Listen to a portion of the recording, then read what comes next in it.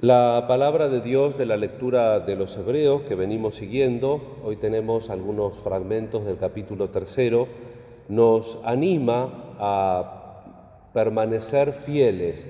Dice el autor de la carta: anímense mutuamente mientras dure este hoy. La presencia de Dios, la Navidad nos enseña que en el tiempo y en la historia encontramos kairos, esos momentos particulares en donde Dios se manifiesta de manera permanente. La encarnación es una manera permanente en la cual nosotros, con nuestra libertad y nuestra responsabilidad, podemos permanecer en Dios. Al principio decíamos que algunos autores señalan que esta carta está dirigida a cristianos de origen hebreo con nostalgia, podríamos decir nosotros también, y con cansancio, porque muchas veces las personas nos cansamos, nos debilitamos, nos aburrimos por lo monótono, por lo cotidiano de la existencia. Y entonces el autor dice con mucha fuerza, como dice el Espíritu Santo, el Salmo 94, que también la liturgia lo pone como salmo responsorial: si hoy escuchan su voz, no endurezcan su corazón como en el tiempo de rebelión, el día de la tentación en el desierto, cuando los padres de ustedes me tentaron, poniéndome a prueba, aunque habían visto mis obras durante 40 años. Es importante que nosotros tengamos siempre presente la fidelidad de Dios y que no sucumbamos a bajar los brazos.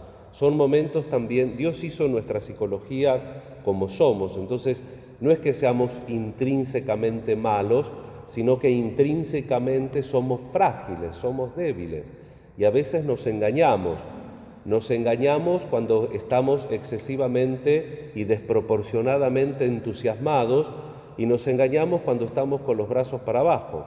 Tengan cuidado, hermanos, no sea que alguno de ustedes tenga un corazón tan malo que se aparte del Dios viviente por su incredulidad.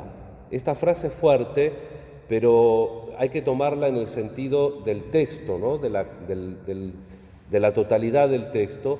Y lo que el autor de la carta advierte es que el desánimo puede hacer que nosotros dejemos de hacer cosas y cosas necesarias, que nos dediquemos no solamente a las cosas del Señor que importan, sino a las cosas que nos construyen y que nos constituyen como personas en la realidad de los hechos. No es que nuestras elecciones nos hacen personas distintas o nuestras elecciones crean realidad. Nuestras elecciones van percibiendo y se realizan en la realidad, pero no crean realidad. Eso de construirse, todo ese sanateo que tenemos ahora y que te lo venden como una cosa seria y a uno le da ganas de reírse en la cara de la gente, pero eso no es educado, evidentemente. Por más que nosotros hagamos una deconstrucción y una construcción de nuestra realidad, de lo que pensamos y deseamos, la realidad permanece caprichosa y afuera. Por tanto, nosotros el autor nos dice: tengan cuidado, hermanos, porque a veces esto es una concatenación de eventos que vamos dejando de hacer cosas, perdemos contacto con la realidad y después lamentablemente también existe el riesgo de que podamos perder la fe. ¿Cuál es la actitud propia del cristiano? Anímense, antes bien, anímense mutuamente cada día mientras dure este hoy, a fin de que nadie se endurezca seducido por el pecado, porque hemos llegado a ser partícipes de Cristo con tal que mantengamos firmemente hasta el fin nuestra actitud inicial de escucha, de fidelidad, así como Dios es fiel. Este pontífice, nos decía la carta estos días, es fiel. Este pontífice se hizo en todo con nosotros, se dejó purificar por el sufrimiento, no se avergonzó de llamarnos hermanos, es capaz de compadecerse de nosotros y por eso nosotros tenemos que estar en sintonía con Él, en lo profundo. Y termino porque para una homilía trato de llegar a los 5 minutos, pero estoy entre los 6 y los 7, a ver si para fin de año me corrijo.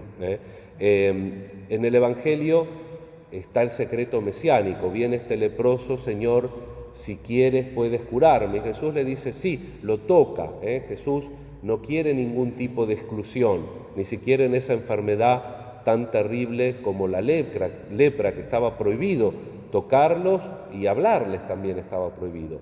Y Jesús se resiste a esta discriminación aún de un enfermo potencial y peligrosamente contagioso, ¿no? Y esto es una enseñanza, pero también le dice, no digas a nadie el secreto mesiánico, porque Jesús tiene miedo de que la gente distorsione la fe por la curiosidad y el apetito de los milagros. Y para ver que Jesús tenía razón, el mismo Marcos nos cuenta lo que pasó, que el beneficiario de un milagro tan importante como la curación de la lepra, ve a presentarte al sacerdote para que te dé el certificado de integración, lo hace, y este hombre se va con un milagro, pero no se va con una relación con Jesús. ¿Por qué? Porque no escucha. Entonces se fue y empezó a repartirlo por todos lados, dice Marcos, hasta tal punto que Jesús después no podía entrar a las ciudades y se tenía que quedar afuera porque era acosado por la gente. Si Jesús nos dice algo, por algo será. Entonces es importante que el don de la fe también vaya aleccionando, acomodando, elastizando nuestra capacidad de escucha con Dios y con el prójimo, porque la cosa va a par, y así como el amor es al prójimo y a Dios, así también las actitudes cristianas. Si uno mejora la apertura con Dios, evidentemente que va a mejorar también la apertura con el prójimo, porque uno es una misma persona. Le agradecemos al Señor la riqueza de su palabra, le pedimos humildemente escucharla.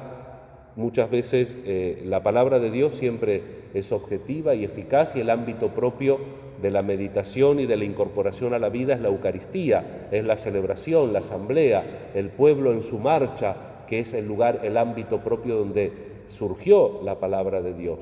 Y también nosotros tenemos que hacer ese ejercicio de nutrirnos con esa palabra y dejar que esa palabra inunde y transforme y reforme nuestra vida, pero siempre con mucha paciencia y con este deseo de profundizar en la relación con el Señor y no quedarme en la cáscara, en lo maravilloso, sino entrar en esa realidad cotidiana para que con esta expresión tan linda, mientras dure este hoy, estemos siempre iluminados, estemos acompañados y empujados para no desfallecer, para continuar el camino de ese Jesús que no se avergüenza de llamarnos hermanos y de que entregó su vida por nosotros.